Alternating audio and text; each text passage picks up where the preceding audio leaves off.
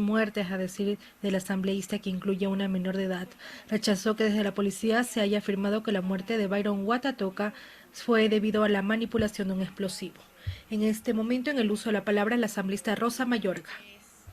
Que no sea la primera ni única ocasión que ante una comparecencia y ante nuestro trabajo de hacer nuestro control político tengamos simplemente la ausencia de las autoridades a quienes solicitamos en una resolución que se queden a escuchar el debate y las intervenciones de los señores asambleístas.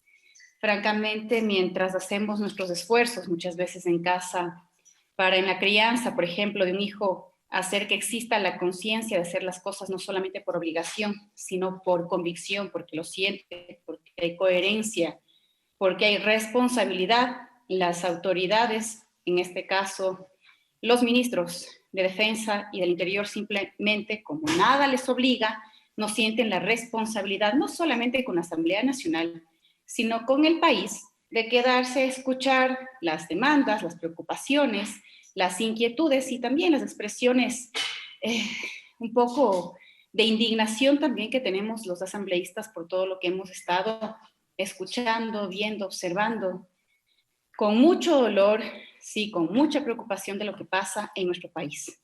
Hay elementos de sobra, diría yo, para tener nuestra voz en firme y levantar también nuestra protesta, porque hemos visto aquí que hay videos que ellos nos han presentado tratando de hacer creer no solamente a esta asamblea, sino al pueblo ecuatoriano que definitivamente las personas que salieron a manifestar lo que hicieron es generar caos, generar violencia y absolutamente nada más. Nos presentaron, muy similar a muchos medios de comunicación corporativos especialmente, solamente la una cara de la moneda, pretendiendo además deslegitimar la protesta social, que es un derecho de resistencia, de tratar de ser escuchados, que tiene el pueblo como tal, y lo que hacen es tratar de confundir. No vemos esto solamente en la Asamblea, hemos visto esto en distintas intervenciones, entrevistas y declaraciones que han hecho las distintas autoridades de gobierno, y en este caso los ministros de Defensa y del Interior, sobre la protesta social. Claro, entendemos de alguna manera que necesitan justificar la arremetida contra el pueblo ecuatoriano, pero no terminan de justificar.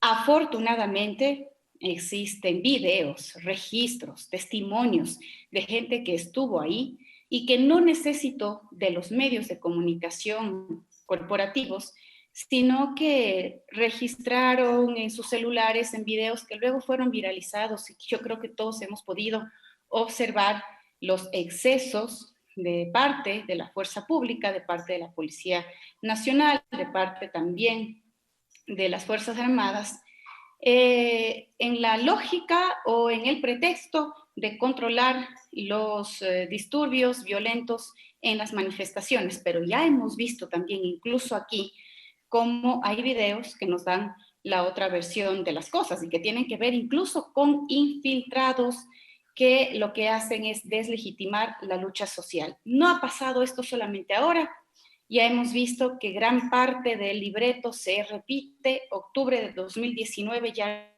nos dejó una experiencia muy dolorosa en este sentido y se vuelve a repetir. ¿Por qué? Porque por un lado quieren manchar la protesta social y por otro lado quieren allanar el camino para tener a quien culpar, para tener a quien perseguir, para luego tener, digamos, un campo de acción también en lo político sumamente irresponsable. Y yo quisiera hacer aquí una pregunta, a pesar de que tanto como el señor presidente de la República, estos ministros también resultan ser ministros ausentes porque no están. Y es que es indignante, es que de verdad que uno ya comienza a pensar que el gobierno no está haciendo absolutamente nada por mejorar su accionar frente al pueblo ecuatoriano. Porque mientras nosotros estamos en este debate, al mismo tiempo se desarrollaba al fin el anhelado diálogo por parte del gobierno con los sectores indígenas y otros sectores sociales que incluso esta asamblea propuso también con una resolución. ¿Para qué? Para encontrar también una posibilidad de solución a este gran conflicto social. Y mientras nosotros, decía, estamos en este debate, se desarrollaba ese diálogo sin la presencia del presidente Guillermo Lasso. Finalmente sus representantes se retiraron aparentemente en un receso y nunca más volvieron. O sea, esa es la respuesta que le están dando al pueblo ecuatoriano el gobierno nacional a través de sus penosas acciones y errores repetitivos. Así que ya ni siquiera está claro cuál es el verdadero objetivo, qué está persiguiendo el gobierno nacional frente al pueblo ecuatoriano.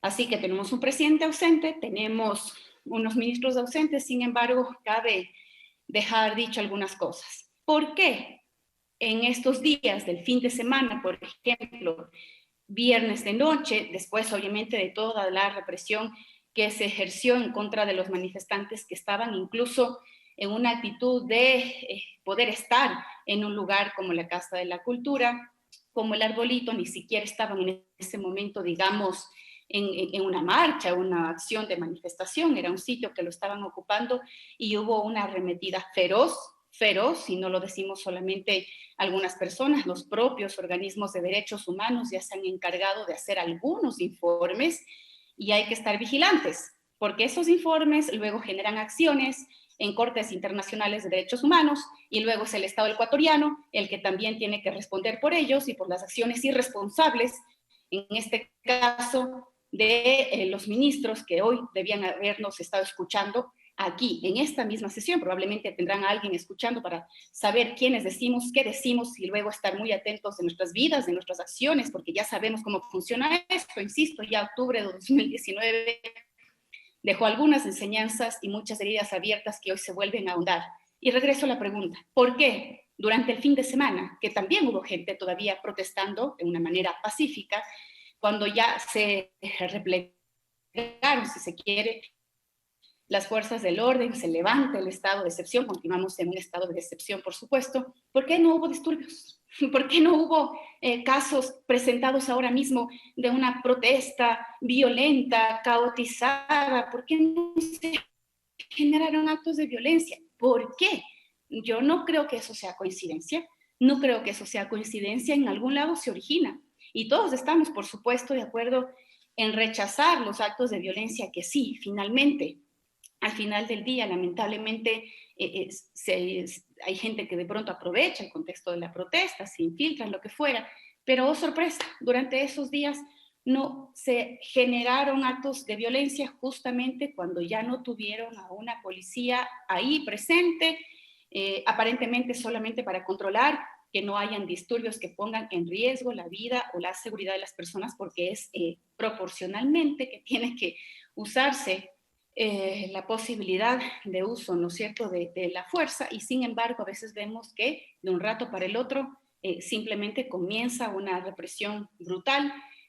Y otra cosa que sí quiero preguntar, bajo este principio, cuando hay una amenaza o cuando hay posibilidad de que se genere daño, que se vulnere la seguridad, la vida de la gente, y que es cuando tiene que actuar la fuerza del orden de esa manera, ¿no es cierto?, con el uso progresivo de la fuerza, ¿qué daños o qué amenazas o qué peligros implicaban los centros de paz?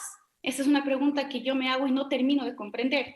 ¿Qué daños, qué amenazas, qué violencia, qué inseguridad podían darse dentro de estos centros de paz donde estaban familias, donde ya nos han dicho muchas personas voluntarios, derechos humanos, etcétera? Nos lo han dicho aquí, nos lo han dicho frente a los asambleístas en las sesiones previas a este día que hemos mantenido, hemos escuchado.